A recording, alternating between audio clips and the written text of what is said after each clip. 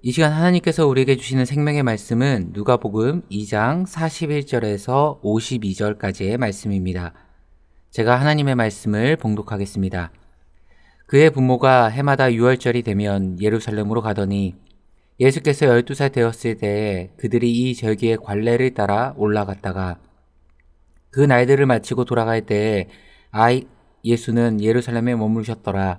그 부모는 이를 알지 못하고 동행 중에 있는 줄로 생각하고 하룻길을 간 후 친족과 아는 자 중에서 찾되 만나지 못함에 찾으면서 예루살렘으로 돌아갔더니 사흘 후에 성전에서 만난즉 그가 선생들 중에 앉으사 그들에게 듣기도 하시며 묻기도 하시니 듣는 자가 다 그 지혜와 대답을 놀랍게 여기더라.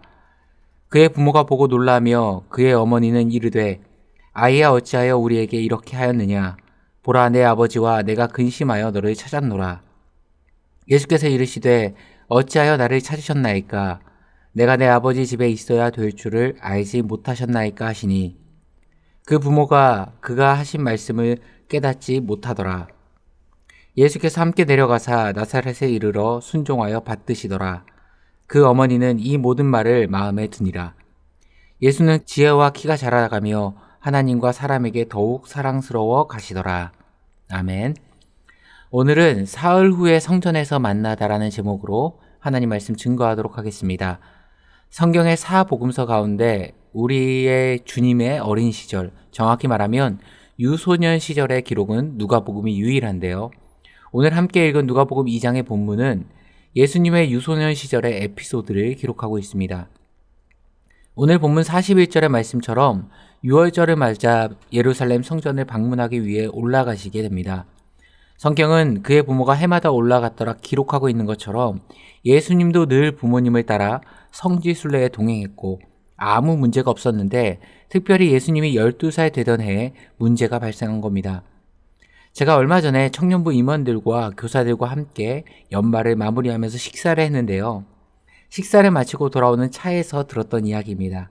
미리 사전에 양해를 구하고 예화를 쓰는 거니까 오해하지는 마시기 바랍니다. 때가 성부영신 예배를 마치고 이 함께 기도하는 가족들끼리 강화도 만이산에 일출을 보러 갔다고 합니다. 그래서 내 가정이 함께 만이산 정상을 향해서 올라갔는데 중간쯤 가다 보니까 그날 날씨가 너무 좋지 않아 사람들이 일출을 보지 못한다고 다 내려가는 상황이 된 겁니다. 그래서 집사님과 함께 올라온 일행이 다 아쉽지만 포기하고 다음번에 기약하며 내려왔다고 합니다. 그런데 다 내려오고 오고 보니까 자기의 아들이 없는 겁니다. 너무 놀라서 혹시 몰라 다시 아들을 찾으러 산 정상에 올라갔더니 그 아들이 정상에 있더랍니다. 너 도대체 왜 정상까지 올라갔냐 그렇게 물어봤더니 지금까지 왔으면 여기까지 올라왔으면 정상은 보고 가야 된다고 그렇게 말했다고 하는 겁니다. 그래서 우여곡절 끝에 다시 내 가정이 내려와서 맛있는 아침을 먹기 위해 장어를 먹으러 갔다고 합니다. 일출은 못 봤지만 든든하게 장어를 먹고 기분 좋게 출발해 집으로 돌아오는 길인데 다른 가정에서 갑자기 연락이 왔다고 합니다. 우리 딸이 그 차에서 잘 타고 가고 있냐.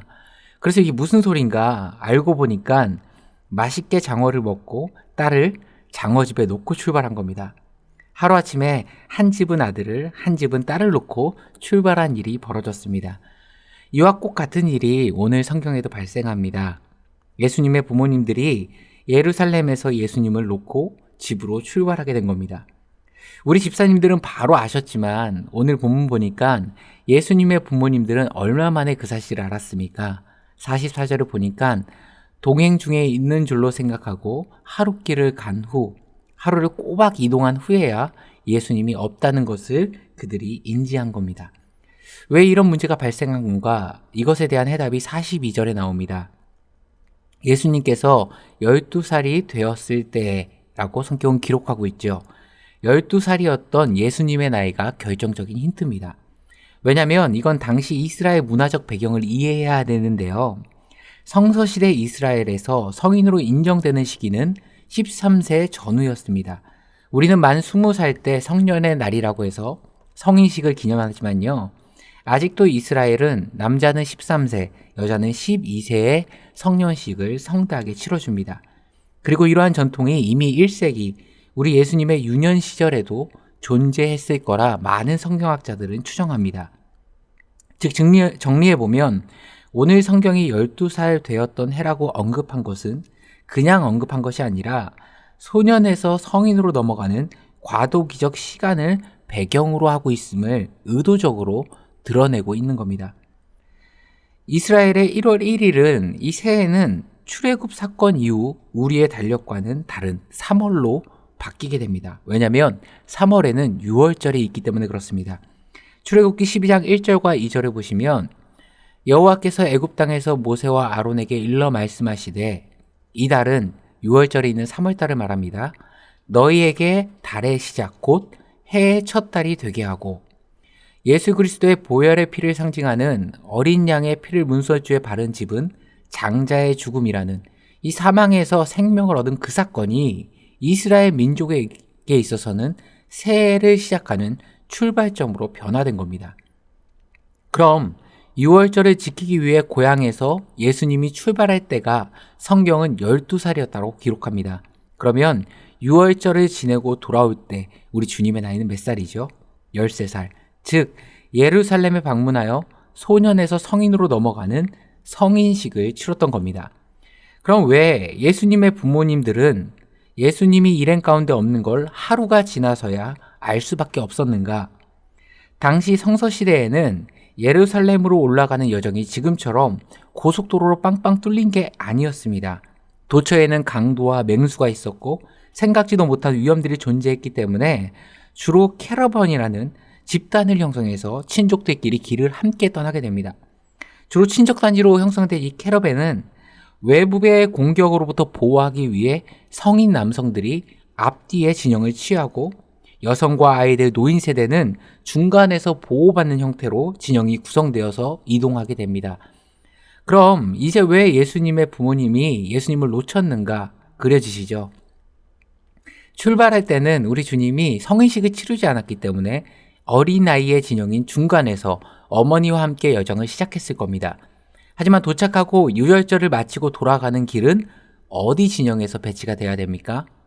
13살 성인식을 마쳤기 때문에 아버지와 함께 선발되던 후발되던 성인 남자의 진영에 있어야 하는 겁니다. 문제는 여기서 발생하는 거죠. 마리아와 요셉은 예수님이 안 보이니까 뭐라고 생각합니까? 엄마 마리아는 성인식을 했으니까 아버지 요셉과 함께 있는 줄 알았겠죠. 아버지 요셉은 이제 막 성인식을 치르고 마쳐서 아직 어린아이의 티를 못 벗은 그 아들이 어머니 마리아와 함께 있는 줄로 생각한 겁니다. 그리고 그들이 하루길 정도 걸으니 우리가 아는 지명으로 여리고에 이르러 하루를 마감하며 친족들끼리 인원을 체크하다가 비로소 예수님이 없는 걸 발견하게 된 겁니다. 뒤늦게 이 사실을 안 요셉과 마리아는 하루 동안 자신들이 돌아온 그 길을 사흘에 걸쳐 돌아갑니다. 그만큼 꼼꼼히 돌아보면서 올라갔다는 거죠. 결국 예루살렘에 도착한 예수님의 부모님은 예수님을 어디에서 찾습니까? 성전에서 만나게 됩니다. 그런데 성전에서 뭐라고 있었습니까? 46절과 47절을 보면 사흘 후에 성전에서 만난즉 그가 선생들 중에 앉으사 그들에게 듣기도 하시며 묻기도 하시니 듣는 자가 다 그 지혜와 대답에 놀랍게 여기더라. 하나님의 말씀을 듣고 묻고 함께 묵상하고 나누고 계셨다는 겁니다. 누구와 말씀을 나누는지 아십니까? 당시에 바리새인과 같이 율법에 능통한 이가 아니면 감히 성전에서 하나님의 말씀을 나눌 수조차 없었습니다. 쉬운 예로 당시 성경에 능통하다고 인정받는 말씀의 석학들과 지금으로 치면 서울대 교수진들과 3일 동안 하나님의 말씀을 가지고 대담을 나눈 겁니다. 그리고 하나님이 베풀어준 그 지혜로 말미암아 예수님의 말씀을 듣는 모든 이들이 놀랄 만큼 말씀의 깊이와 넓이가 있었다라는 거죠. 저는 오늘 이 에피소드를 통해서 우리 성도님들과 함께 한 가지 나누고 싶은 메시지는 하나님의 말씀을 얼마나 사랑하고 있는가라는 부분입니다. 제가 저희 아내와 처음 만났을 때를 생각해 보면요. 매일매일 데이트를 했는데 그 시간이 너무나도 짧게 느껴졌던 것 같습니다. 두세 시간을 만나도 어찌나 그 시간이 빨리 흐르는지 몇 분같이 느껴지고요. 또 같이 쉬는 날 아침 일찍 만나도 금세 저녁이 되고 헤어질 시간이 되는 겁니다. 그러다 보니 계속 보고 싶어서 결혼을 하게 됐습니다. 성도님들도 저처럼 시간 가는 줄 모르고 너무나도 배우자를 사랑하셔서 결혼하셨을 거라고 생각합니다. 야곱도 그랬잖아요. 사랑하는 라헬을 위해 삼촌 라반에게 7년을 무료 봉사를 하는데 성경은 야곱의 마음이 어땠다고 기록합니까? 7년을 하루같이 보냈다고 말합니다. 시간은 상대적인 겁니다. 내가 좋아하는 사람과 내가 사랑하는 사람과 함께 있는 시간은요, 순식간에 빛과 같이 지나가고요.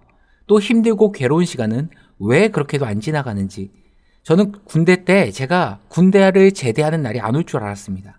하루하루가 너무나도 시간이 안 가서 도대체 언제 제대하나 그런 생각이 들 정도로 시간이 안 갔던 것 같습니다. 오늘 주님이 사흘을 하나님의 말씀을 당대 석가들과 나눴다는 이 부분을 우리가 지혜적인 측면에서도 충분히 놀랄만 하지만요.